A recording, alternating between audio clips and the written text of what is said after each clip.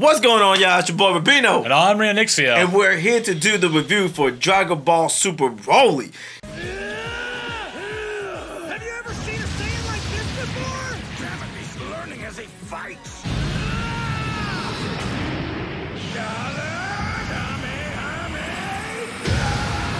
Now, this movie. I love this movie. It was amazing. The storyline, the animation, the fights. It is amazing. But, okay, so Dragon Ball Superman, if you don't know, of course, it's off the show Dragon Ball Super. It's right after the Tournament of Power. And, you know, of course, you know, Goku and Vegeta are still training. They want to get stronger. And then, of course, one thing I did like about this movie was they went back to the very beginning of when you meet, well, not meet Goku, but you see Goku and Broly as babies and Vegeta as like a little kid. I did like that. You also get to see Frieza before he started controlling the Saiyans. You get to meet the father, pretty much everybody's family. You get to meet, finally you get to meet Goku's mother. I was happy about that. Oh, for a brief moment. Even though I feel like, how'd you feel about Goku's mother? Were you kind of surprised by her? Were you like... Why? Not really. I don't know. All Saiyan women seem to look similar like that. They're very slight builds, but they have the tail, the hair, which is sort of rugged type of hair. It was kind of weird because I didn't know what to expect from Goku's mother. I guess I was expecting like this fierce woman warrior a little bit, but she was very. I'm pretty sure she's pretty fierce when it comes to fighting. And all that, but she was still, so they're a warrior race. Like, I mean, literally, like she was at. I don't know if she was at a home or at a job, but she had these big old gloves. She was doing, "Hey, honey." I'm just like, what? I'm pretty sure that was her home. She was like making dinner. Really? I don't know what she was doing, but it's just I don't know what I didn't know what to picture to be his mother. I can see that. Yeah. The whole thing. Well, yeah. So he says we go back to Planet Vegeta, and I'm surprised how not natural. I'm surprised how natural these Saiyans live. They live in huts. Yeah. They have no roads. They're walking on grass to get to each other's houses. They have like kilns, and they use knives to cut up giant chunks of meat, so they have nothing processed, which may be good for their diet and all that stuff, maybe. But they look very primitive, and yet they still have space-faring technology and stuff like that. That's what so I'm saying. strange. Like I'm thinking, like, wow, this so. I guess if you can fly though, you don't really need to be able to. But it's so cars or something. But they're so futuristic. But they live in these huts. They live in these like clay huts, like a house, like a little bit. I mean, I don't think they have any doors either. They're just open. Yeah, there's open huts. They look like regular people, you know. We get to see Bardock again, or Bardock. Am I saying his name? Bardock. Bardock. His father. His father. You can just tell he's a smart guy. He's super.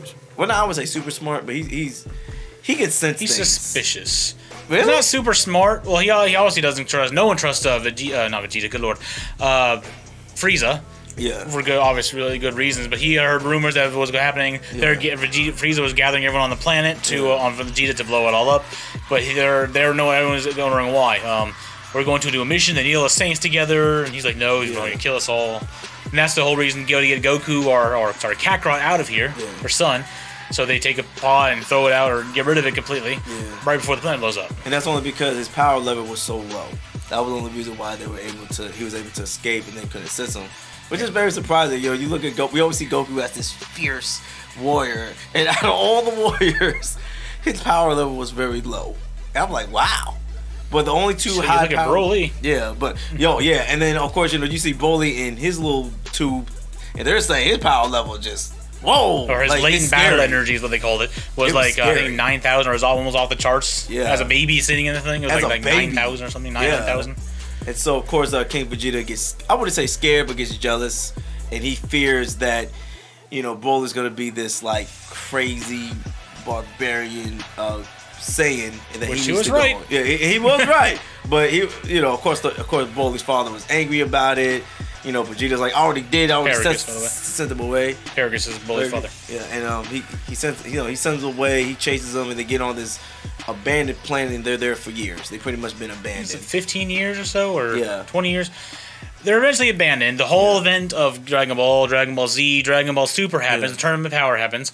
And then these two little aliens, one woman and an older guy, both really short, about 3-4 foot tall aliens, are out. They're part of the Freezer Force. They're looking for new recruits because the Freezer Force is dwindling so small because they have Frieza keeps killing everyone. Right. Oh yeah. So they find Broly and Paragus. The power levels was insanely high. Bring them back so Frieza to use. Frieza are Saiyans. goes to Earth and uses them to try to take out Goku and Vegeta. And that's where the whole fight starts. That's about it. And Broly, fight. Broly, just thinking Broly literally trained for real.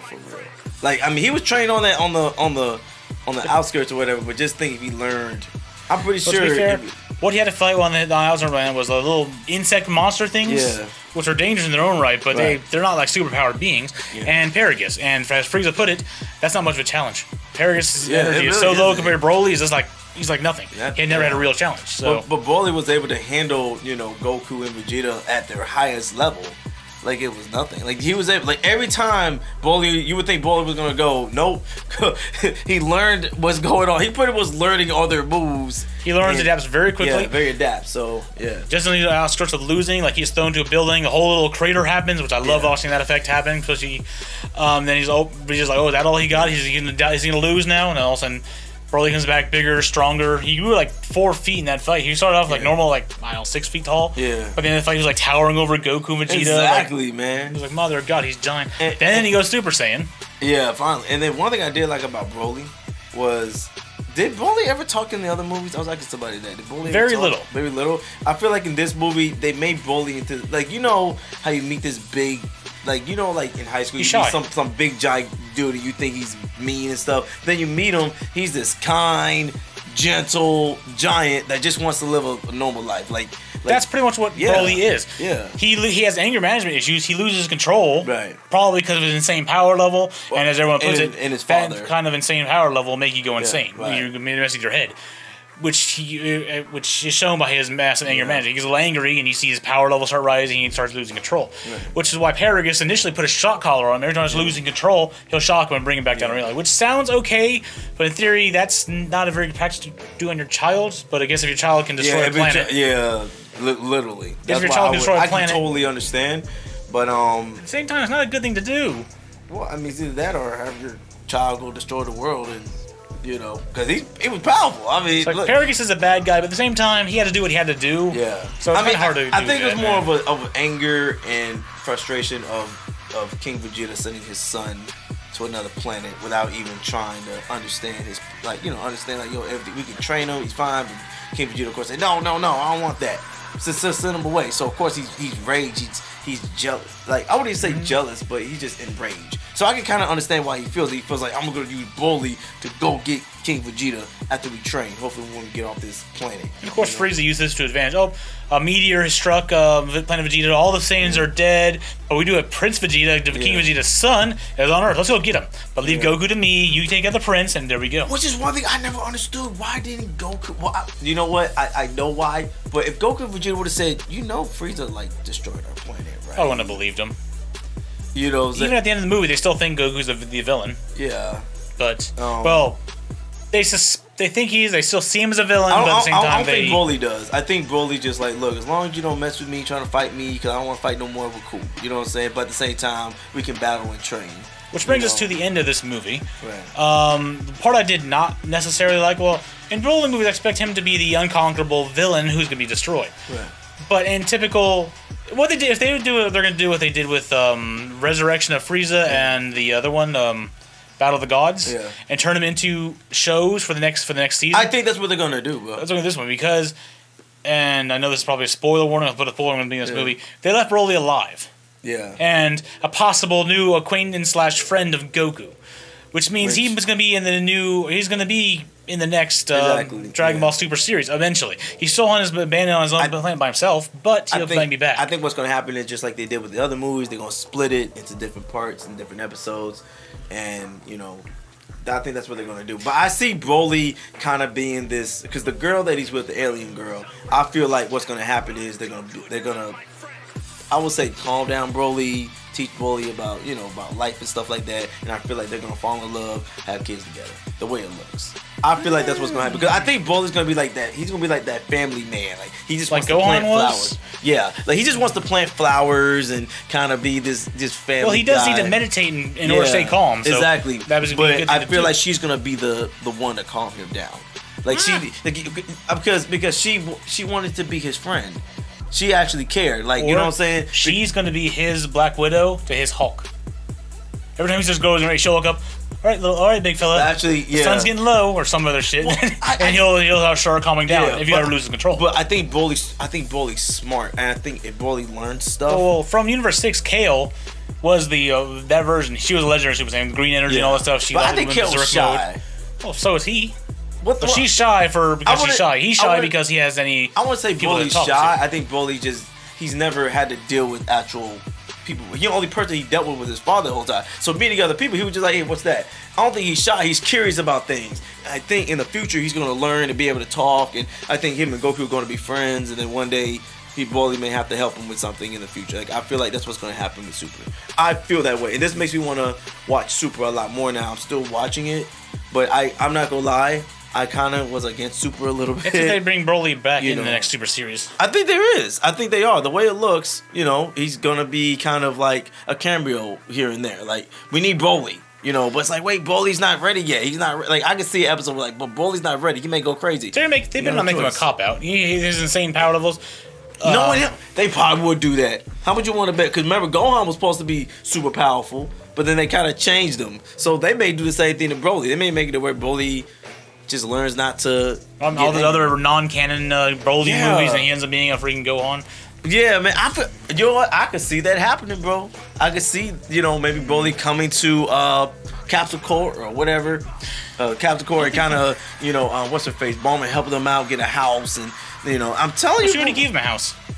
Okay, she gave him one of them cap. I'm talking about actually live with other people. Cause I'm pretty sure, because his only friend was a big green monster. The whole time. That was his first friend, and now he has these other people, and I'm pretty sure Broly will love to meet other people. He's not really shy. He's curious. I'm pretty sure in the future he's going to be able to talk and be this. He needs to learn social skills slowly. Don't just dump him into a party or something and hope no. I'm pretty sure that's not going to. But I just think, it's probably going to happen soon. They should, I can see Bulma inviting them. Why are we talking like Broly like he's a person? Anyway, because if you think about it, at the end, just like you said, at the end he seems calm and he smiles at Goku. Because Goku's like, "Well, I'm coming visit you so we can fight." You know how Goku is. We're gonna fight. Goku likes befriending his villains, his enemies, and at halftime works. Piccolo, Vegeta, Boo. Yeah. Well, Boo is actually Hercule, but anyway, technically that's Hercule. I keep thinking that. Yeah. But anyway, they all seem to befriend their villains, except Deborah. Anyway, but overall, this movie was amazing. I love the energy effects, the particle effects, the emotion, the sadness for Broly.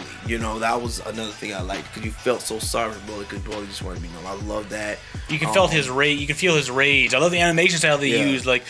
They kept zooming in on things and all that and stuff, like the old style Dragon Ball Z. They're charging, zoom up on his face, zoom out as he charges and throws it and all that. It's like, wow, the animation is amazing. I think one of the main things, of course, as a reviewer, I'll review the whole movie, storyline. I think the storyline was good. What? No, very funny. I think the storyline was good.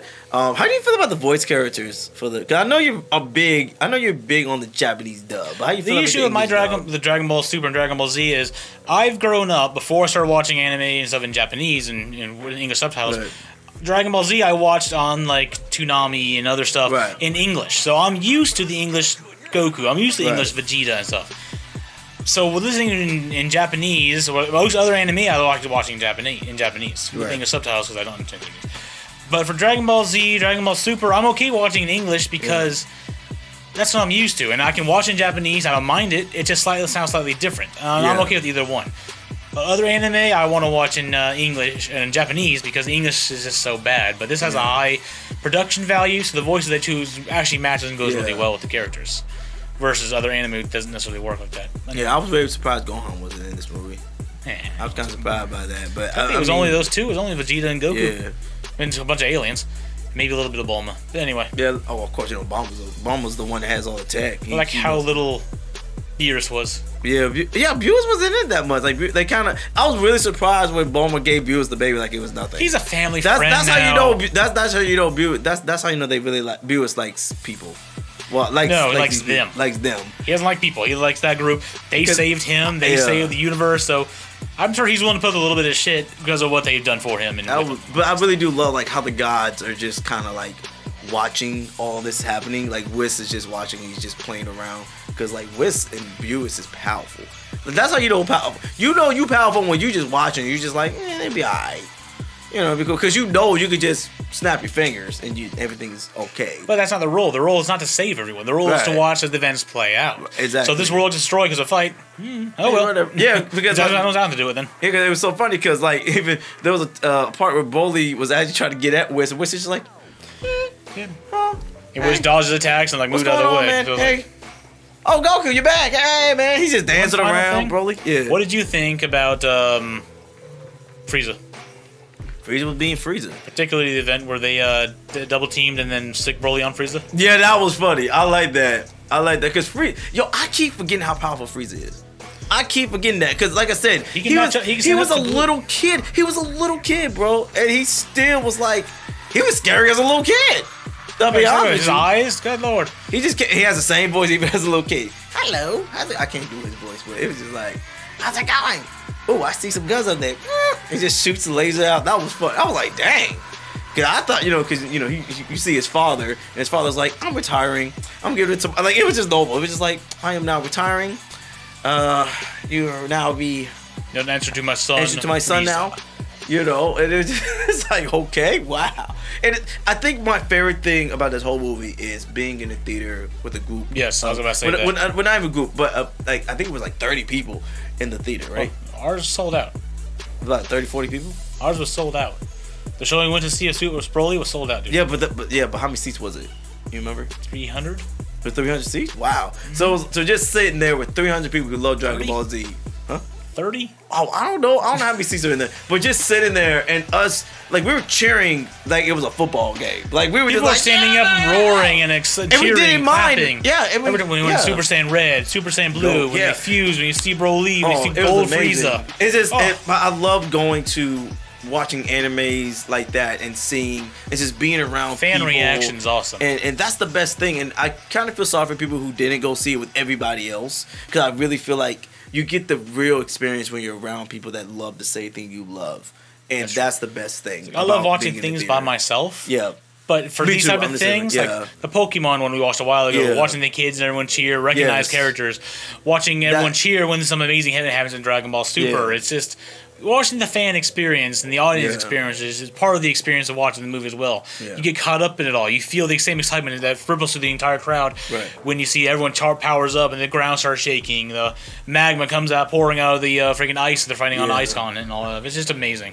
I have nothing else to really say else. I mean, an excellent movie. This is actually probably one of the best Dragon Ball Z movies I've watched ever. Matter of fact, it is the best Dragon Ball. No, Dragon Ball movie ever, in my opinion. I can't think of any other good Dragon Ball movie. Most of them aren't canon anymore. Oh yeah, they're not canon, but out of all the supers, this was the best one because I've seen the other Dragon Balls super movies and they were like, it was cool, but this one, there was emotion.